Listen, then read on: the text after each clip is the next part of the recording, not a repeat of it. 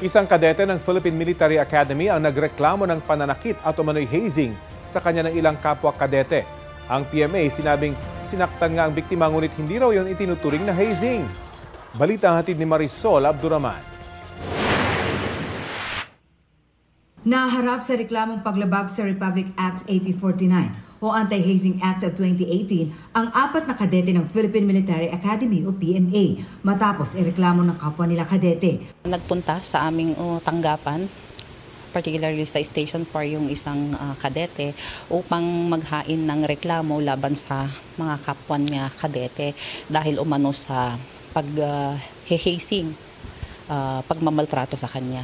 Ayon kay Police Major Marcy Maron, Public Information Officer ng Baguio City Police Office, batay sa salaysay ng biktima, ilang beses nangyari ang pananakit sa kanya noong 2024. Binubugbog daw siya, especially kung nasa loob ng barracks. Noong September 29, which hindi na niya nakayanan, yun nga, na-hospital siya.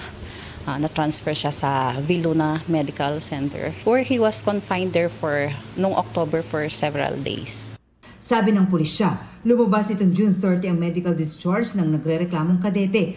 Lumabas sa investigasyon ng PMA na sinaktan nga ang biktima pero hindi raw nila ito itinuturing na hazing. The injuries were caused by their classmates venting out their frustration on their squad mate, which because they believe the performance of their classmate is affecting their squad.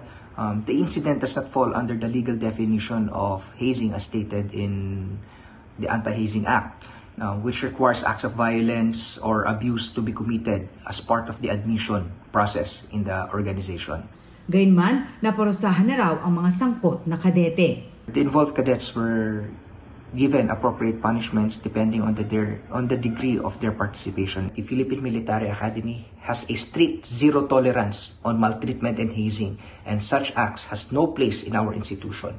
Nirerespeto rin daw ng Academy ang desisyon ng pamilya na magsampa ng reklamo laban sa mga sangkot na kadete. The victim still retains his right to file a case in civilian court should he choose to do so.